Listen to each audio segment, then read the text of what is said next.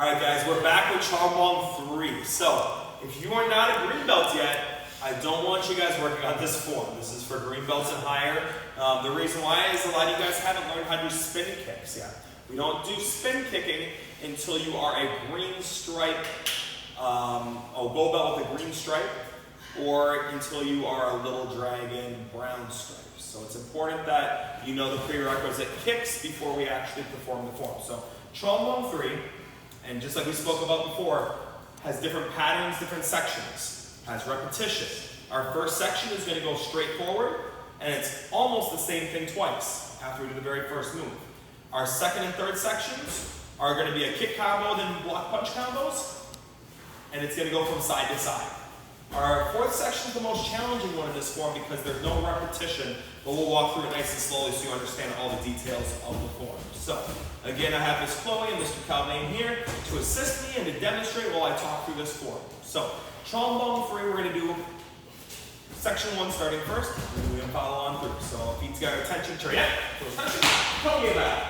Chong Bong 3, Chumbi.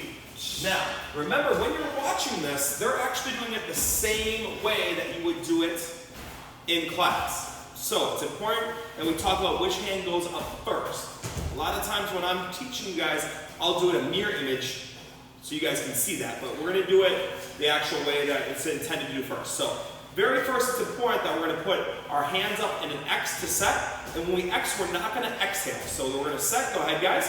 Now from here, it's important that they take a very big step back into a front stance. This is the first time in a form where we're starting our form into a front stance. So, and because we're blocking, we're going to be going backwards. So when we set our block, we're going to step back into our block. Go ahead, guys. Now, when they block, they're going to bring the right hand up and the left hand up. If you look the way I'm doing it a mirror image for them.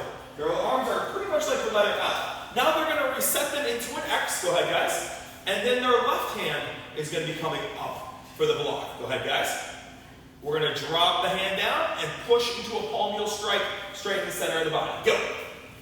Good. So let's go back to ready stance. Let's do that fast together. So from here, if we're doing this as an actual go, ready, and set, and go. Block 1, block 2, and palm heel strike. Excellent. Again, front stance, all 10 toes are facing forward, front knee is bent, hips forward. Now we're going to do the same pattern twice here. They're going to set their hands, they're going to do a back leg front kick, landing in a front stance with a jab with the right hand, and then a reverse punch with a loud yell. So we're doing 2 punches. Ready, hands up, and go. Front kick, jab with the same hand, then reverse punch, item. So it's easy to get confused about the punches. So just remember, the leg that you're kicking with is going to be the same side that you're punching with first, and then you drive the other hand into the punch. We're going to transition, and this is a stance that a lot of people overdo sometimes. They're going to shift into a fighting stance with the front hand inside block. Go. I have Miss Chloe right in front of me here. As you notice, she's making a perfect L with her arm. She wants her fist above her head, not below the head, so she's fully blocking the surface area of her face. Now, same pattern, we're going to put our hands up and square them again for their front kick position. We're going to do a back leg front kick, kicking with the same side. So again, we're kicking with the left leg, you're punching with the left hand, and then a right hand reverse punch with a yell. Go! They chamber recoil, jab, and iron.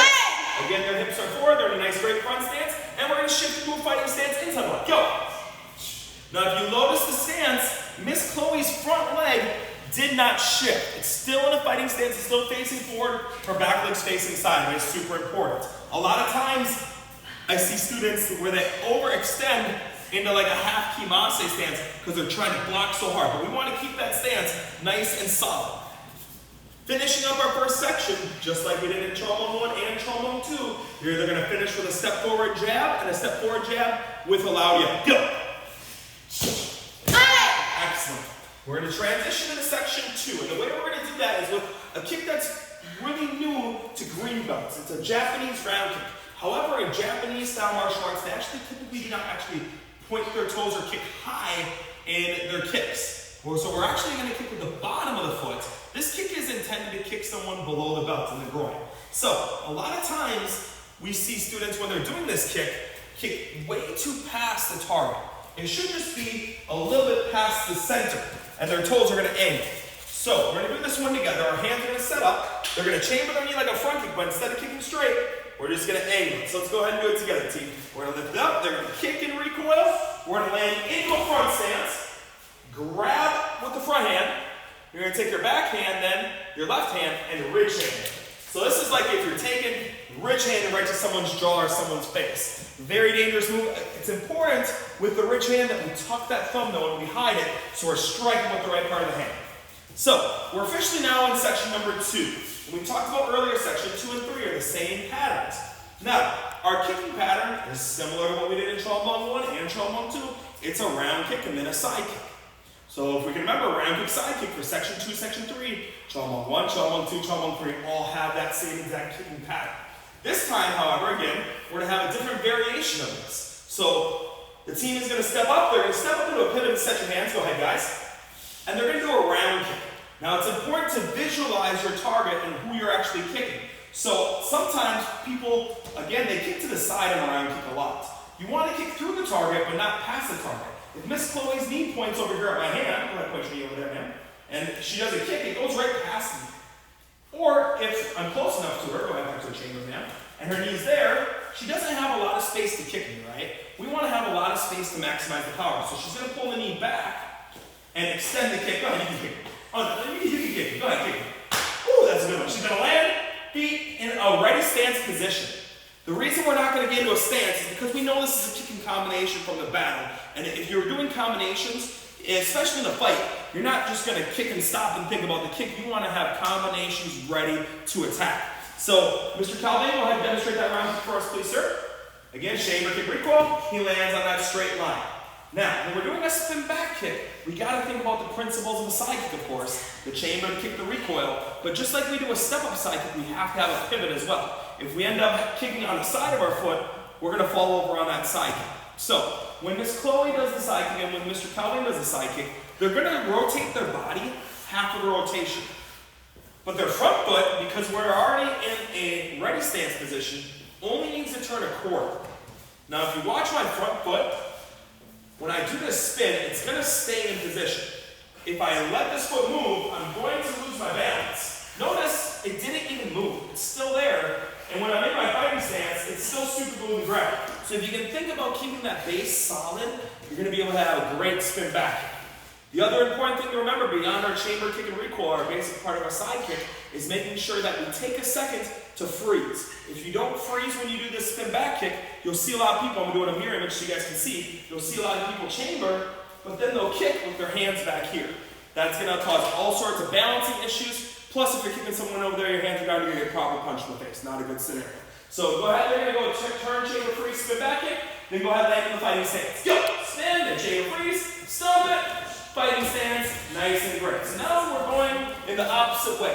So if you guys come on over here and you can see, we're going to change our next combination sequence. So we're going to actually come into a block and punch combination. This one's a little tricky, so I want you guys to follow along with us when we do this. And then listen very carefully. We're going to load for our block. You're going to take your front hand, you're going to drop it underneath your back hand to prepare for your block. Go ahead and load with me, guys. Now we're going to chamber our left hand and outside block. Now this is a traditional block. You guys can go ahead and demonstrate that. Notice how when I am blocking, you can see my wrist. So if I am wearing a watch, you should be able to tell time the person that I'm fighting.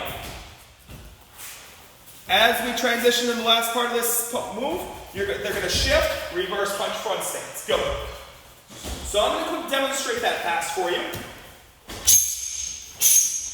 Hips are forward, front stance. Our second block punch combination is similar to something we've already done. They're going to shift into an inside block into a fighting stance. Go ahead, guys.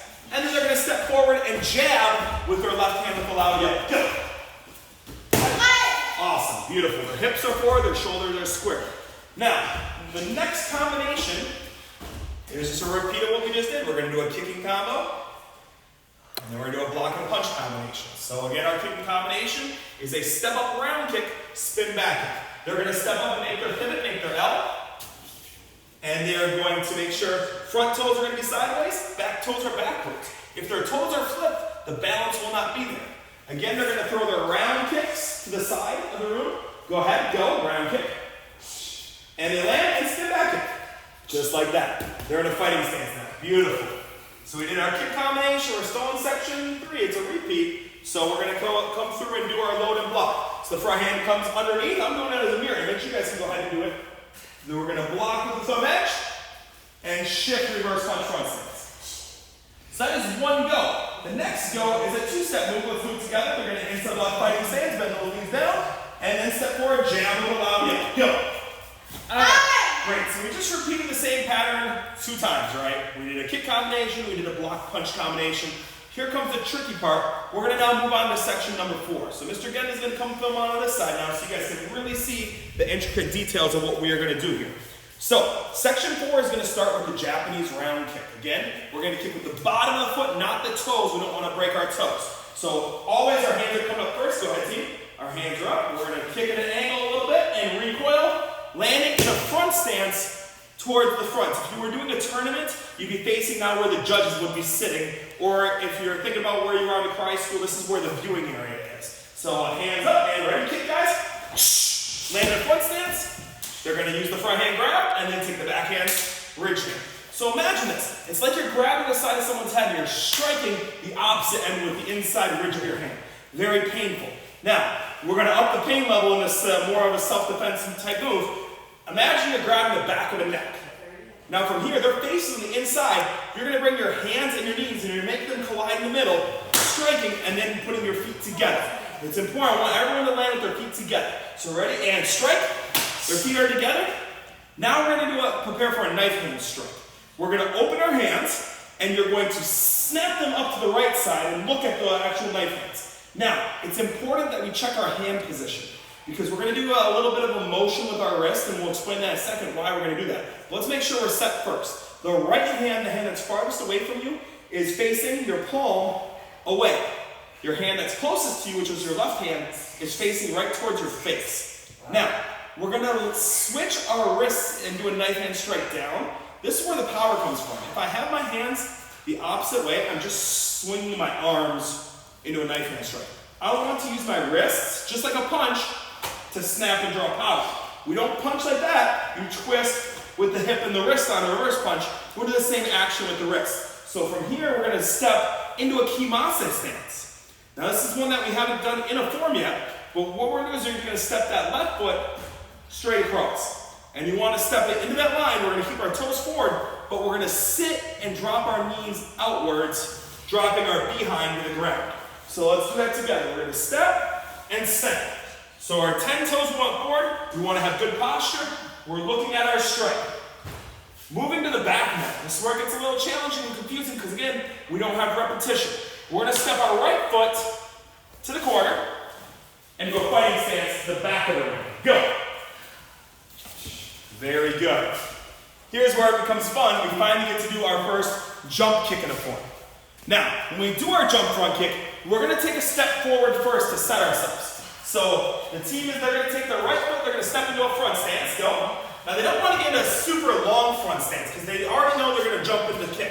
They're going to bring their back knee up as they're elevating that back knee. As they're lifting it, they're going to jump and switch front kick. Notice they're going to land into a front stance, and I want you guys just to land in the front stance and freeze for me. Go! They do the jump front, they land in stance, beautiful. We're going to do a supported back fist. And how we do that, the back hand is going to come facing towards the side. Go ahead and load up your back hand. The back hand and the back fist, the right hand now, is going to back fist with an extension and a yell, and we're going to pull it back halfway. Go! And good. And we're going to yell on that. Ready? Go. There we go. Awesome. Good. They're going to be in that nice deep front stance. Go ahead and push yourself. It's okay. You want to try to maximize the effort of what you're actually doing with each stance. It may be a little bit painful, but of course that's going to be developing our leg muscles and strength in our stances. Now, we're going to get into another move that's kind of tricky and people have a hard time. But before we do that, they're going to shift into a fighting stance and do a down block with their front hand, their right hand. Go. Beautiful. Now, this next move, there's a couple different ways that I've seen it done. And this is the way we're going to do it and how I want you guys to do it, just to make sure there's no confusion. Sometimes I see people lift up their front leg, but then lean. And we're actually going to be twisting our hips to protect ourselves. So, we're going to lift our front leg, which is our right leg, and you're going to put your right hand by your jaw to protect yourself, and square your body. Go ahead, guys. From here, you're going to twist sideways and lift up the other knee. Now you're going to step that left foot backwards, rising block with an open hand. Let's do that one more time. From our down block, we're going to lift and square our hips. It's very similar to a guarding block, just your left hand's going to be chained. From here, you're going to turn your hips to the left and lift up your left knee, shift into a down block, and we're going to pull back, open hand rising block. Awesome, very good. So now we have our final kicking combination. Now, those of you guys who are higher belts who are practicing this form, this is where we have some confusions and screens. In Chong Bong 3 and Chong Bong 6, we have a back leg front kick, round kick, spin back kick combo that goes towards the back. Where the confusion happens is for our red belts and higher, when you're doing Chong Bong 5, remember, they only have 2 kicks. So when you're doing these multiple kicks to the back in Chong Bong 3, Chong Bong 5, Chong Bong 6, it's important that you're really concentrating so you don't make that mistake in a screening or a graduation. Now, we're going to think about these 3 kicks in detail. What are the things that we need to think about when we kick? We need to think about hand position, right? We need to think about what part of the foot they're actually kicking with. Whether we're kicking with the bottom of the foot, we're kicking with the ball of the foot, the heel of the foot, or your toes are pointed forward and kicking with the top of the foot, your shoelace is like you're wearing a shoe. So, other things we need to think about. Your knee position. Are you doing a front kick? Are you doing a side kick? Are you pointing your knee and doing a round kick? Do I have to have a pivot? Are my hands in the right spot? Remember, we want our hands squared for a front kick, but a round kick, they're going to stay here, and when we spin, our hands are going to be switched and set again. All those things are super important things that we need to think about each time we do a kick. So we're going to do it slow together. They're going to set their hands, go ahead guys, and they're going to do a back leg front kick landing in front. Go ahead team, back leg front kick. They land forward. Now they're going to do a back leg round kick. Again, we got to think about turning the hips, taking our front foot and pivoting all the way. And because we know we're going to spin back kick, they're going to land into a standard standing position with our hands up. Very similar to like a sparring stance, just a little bit narrow because they're going to spin. Back leg round kick, go ahead guys, they stick their kick, recoil land. And now the third kick in the combination is the spin back kick. The difference is they're not going to change directions. We're still going to be going the same way. So one important tip that we need to remember if we're going to kick the same way and land the same way is where you recoil. A lot of times I'll see people do spin back kicks and they'll punch before they finish their kick. So that kind of looks like this. They turn, they set, they kick, and they start punching. Which that makes my kick just look like a very terrible hook kick. We don't want that. We want to be crisp, we want to be clear. So they're going to make sure after they extend their kick, their bodies are going to still facing sideways. They're going to chamber, they're going to extend, they're going to recoil. After they recoil, they're going to land and they shift on that punch. That's the other reason we don't want to rotate too early, is we want to make sure we're saving that power for the snap on our punch. So spin back kick, reverse punch. Go. They spin it, and they punch. Beautiful, and the other. Now from here, last move is just like the last move of Chong Bong 1. So they're going to step their right foot all the way to the opposite corner of a fighting stance, looking towards the viewing area or towards the judges if you're in the ring. Go. They're in a fighting stance. They're going to keep their fists closed. They're going to do their down block. Go ahead, guys. And then again, waiting to shift. They're going to shift reverse punch to allow you on the hold. Go. And that completes Chong Bong 3. They're going to step their left foot backwards into a ready stance. Burrow. Feet together, attention, turn up. And come in back. And back to ready stance. So, Chong Bong 3, it's complicated. There's a lot of steps, but if you really think about the sections and how the patterns work, it's easy to understand how we develop our forms because Chong Bong 4 is going to have repetitive sections. First strike has a couple repetitive sections, not too many. Chong Bong 5, guess what? There's more repetitive sections. Chong Bong 6, more repetitive sections. So the only forms that really don't have a lot of repeating is domination, which is our black stripe to black belt form, and our gay back, which is our black belt to second degree black belt form, and then first strike. First strike has a couple small spots where it's similar, but then also some spots that are kind of challenging. So make sure with Chong Bong 3, there's a lot of shifting, there's a lot of details. Take your time, make sure you're executing with detail and focused attention to moves. Where we love that you guys are going to be practicing at home, but I want you to make sure that you are very detail oriented because whether you're practicing at home, you're not going to have a professional watching you and being able to call you on those details. So moms and dads, if you guys are watching with them, try to take your best advantage point and see what you see from them. If you see that, you know, they need to keep their hip forward, and that's what we were talking about in the video, try to give them those little reminders, and it'll really help you guys stay on track with where you need to be on whether you're getting ready for testing or if you're an advanced belt getting ready for screening. So go ahead and watch the video. It'll help you guys out, and we appreciate it. Thanks, guys.